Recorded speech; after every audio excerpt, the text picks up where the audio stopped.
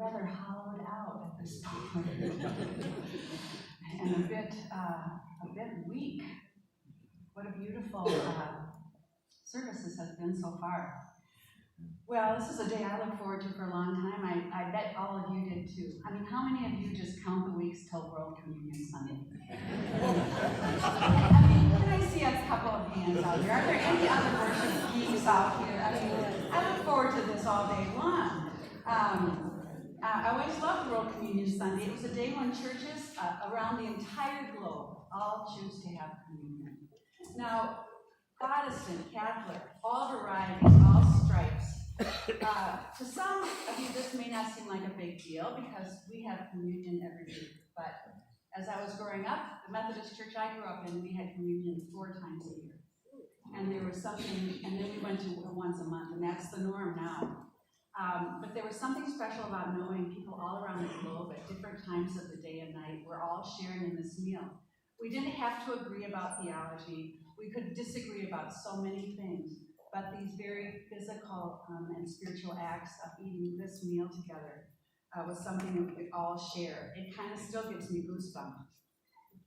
World Communion Sunday became even more important to me after my dad's death in 1980. As many of you know, my dad was a minister. His last service on earth was World Communion Sunday. I was in seminary in New York at the time, and we had been having some very lively debates about theology, because of course I was learning all the latest. My theology was current, relevant, and up to date. We had some real knockdown, drag-out fights, especially around language and inclusivity. Well, he died suddenly on the morning of October 7th, and I flew back to Minnesota in a state of shock. When we went into his church and went into his office, there was a copy of his communion service. He had stayed up till midnight on Saturday night, which was not unusual for him, to make some changes to the liturgy. It was sitting on his desk where he had left it, ready to send to me. And as I read it, I realized that in spite of our hard-headedness, our self-righteousness, and our stubbornness, we had been listening to each other. He had made changes that made it clear that we had moved closer to one another. Few gifts are as powerful as listening to another person. One thing I know now that I didn't fully know then is that there are many, many, many theologies in the world. What makes something a good theology or a bad theology? If it makes you better at loving others, it's a good theology. If it doesn't, it's a bad theology. That's after 22 years working in the seminary. Theology is just how we talk about God and our experience of God, and there are so many ways to do that. In today's reading, we hear the writer of Timothy celebrating ancestors in the faith and close relatives. These sound like family members. The writer says, I am reminded of your sincere faith, a faith that first lived in your grandmother Lois and your mother Eunice, and now I am sure lives in you.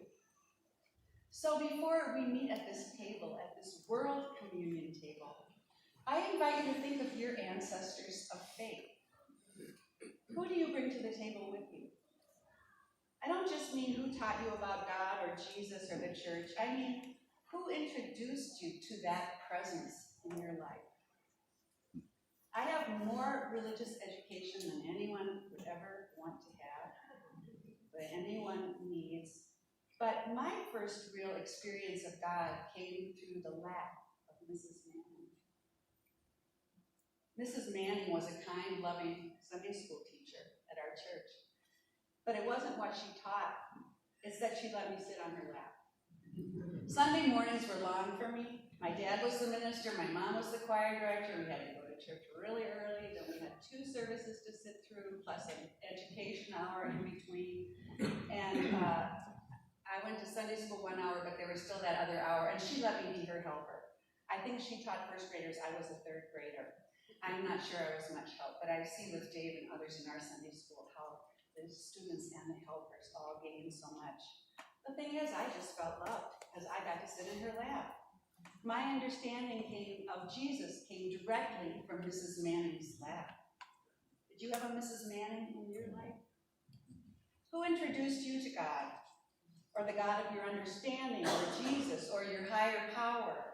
Even the name you use and pray to, even the name for that power and presence in your life, may be shaped by the person in whose life you saw it at work. You saw it and said, I want what this person has. Perhaps it was someone sharing their story of hope, or someone serving others. Maybe it was the kindness of a Sunday school teacher, or the forgiveness of someone that had every reason not to forgive you for the harm you had caused. Perhaps it was a teacher at school who could see that beneath your angry behavior was a world of pain. Maybe it came in the fleeting smile of a stranger when you were feeling utterly alone.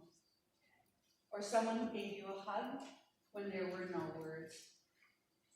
Think for a moment about the people in your life who have shown you the face of God. Let us just name them and thank them now. I invite you to name them aloud. Dad, Mother Bird, Ernie, Martha.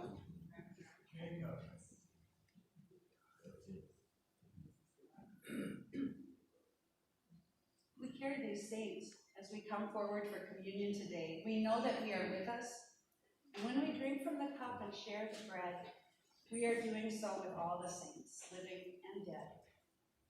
And let us pray that we might be open when God gives us the opportunity to be a laugh for someone, or a word of encouragement, or a point of grace in someone else's life. Every month here at the church this year, we've been celebrating a fruit of the Spirit. We have 3 artists that made a beautiful visual display in the back of the sanctuary. This month, the fruit is gentleness. That's a pretty good place to start. Or, in the words of Maya Angelou, I've learned that people will forget what you said, people will forget what you did, but people will never forget how you made them feel.